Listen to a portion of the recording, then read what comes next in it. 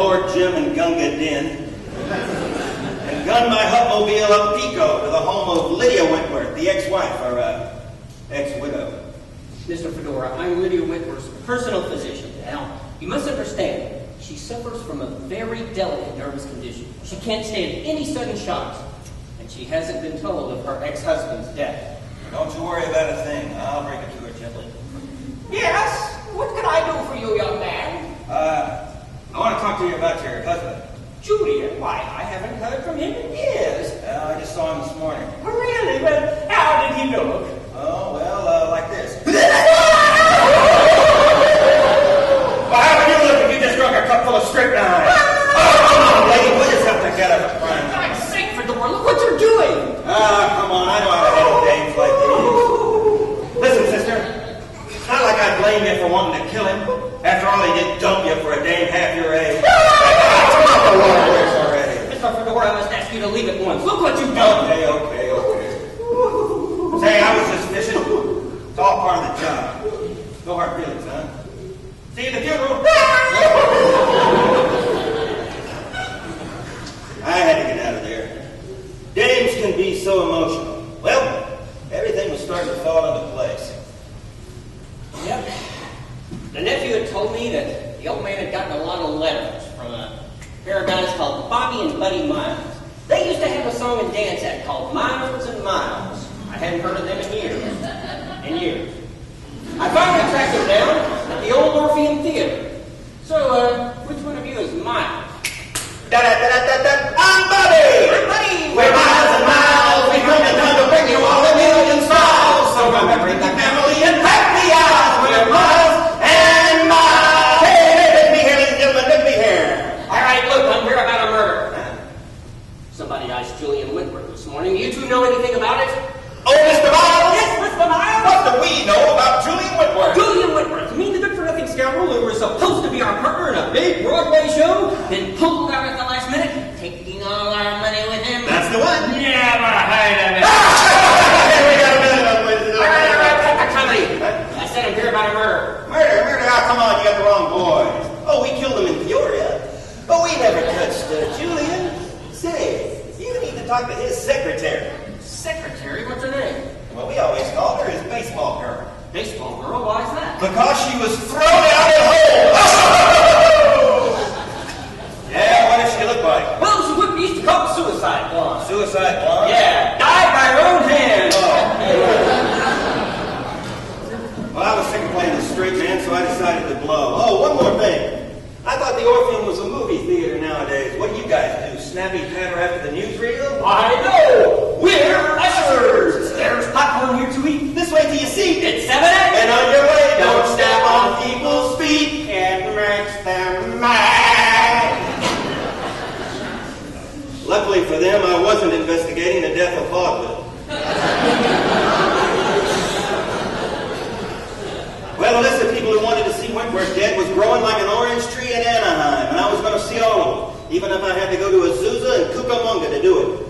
My next prospect was Dr. Clive, some science egghead down at UCLA. He and Wentworth were partners early on, but they split up under less than friendly circumstances. Wentworth was a fool.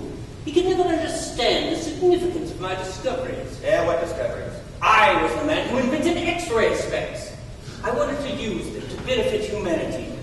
End war, cure disease. Wentworth only wanted to sell them to adolescent boys so they could look through girls' dresses. Say, Doc, on the level now, can you really see through girls' dresses with those things? Get out! Get out! Don't you see I must be left alone? First I experimented only with dead animals, and then a human heart, which I kept beating for 3 weeks. Well, I'm no lawyer, but I figure if he did do it, he could cop an insanity plea. Well, it had been a long day, and I was ready to get back to my office. I've been fishing all day. But right now, the only cork I was interested in was in that bourbon bottle in my desk drawer. But even an angler like me can't figure all the angles. So I wasn't expecting a pair of lunkers waiting for me in my office.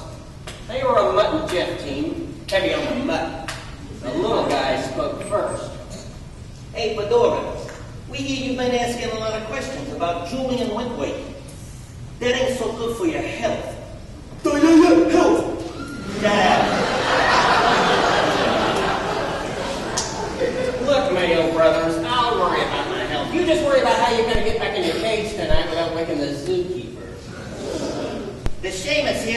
regular Bob Hope.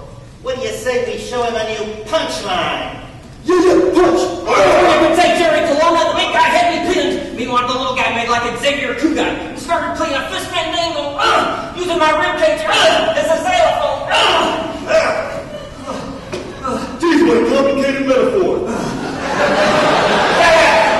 Okay, Peeper, maybe next time you won't crack so wow! Well, I had a snappy comeback for that, but before I could spit it out, I felt myself falling into an inky pool of black. Yeah, black. Shut up! When I came to, there was Effie, slapping me like Mo Howard. I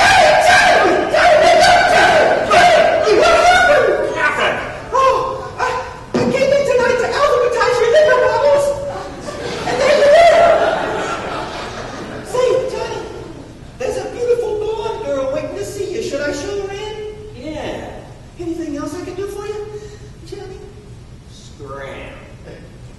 Okay, Johnny, I know what you're trying to say, you big lug. Effie was a good kid, and she did good work. Let's see. But Jack Daniels, we entered J and D. I was halfway through the alphabet song when a vision floated into the room on a cloud of Chanel number 5. She was built like the Venus de Milo, with arms yet. I wanted to see you, Mr. Fedora, before you came looking for me. I know you think I killed Julian, everyone does. And I know all the evidence is against me, but you must believe me, I didn't do it. Who are you? I'm Veronica's son, Julian Whitworth's private secretary.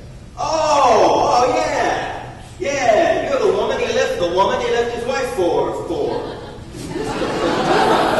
Are you prepositioning me?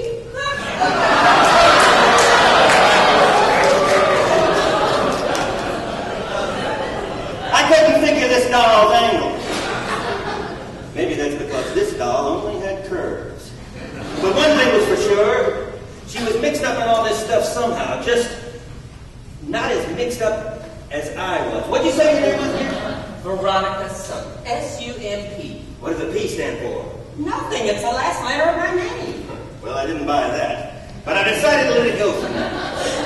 Listen, sister, I got this caper all figured out, and I'm calling all the suspects together tonight at midnight in Wentworth's library. I'll explain it all then. You just be there.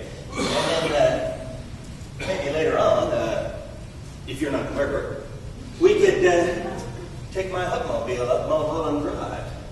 Well, I'm not the murderer, so keep your engine warmed up. Well, we wouldn't want it to overheat. Why? You've been known to boil over? I've blown a gasket or two in my time. Maybe you haven't been to the right mechanic. Well, maybe you could recommend a good one. Sure. Joe Kowalski. What? Well, at Joe's Garage on 3rd and Western. What are you talking about? Fixing your car. You said it was overheating. Oh, yeah. Right. No Kowalski. Right. Thanks a lot.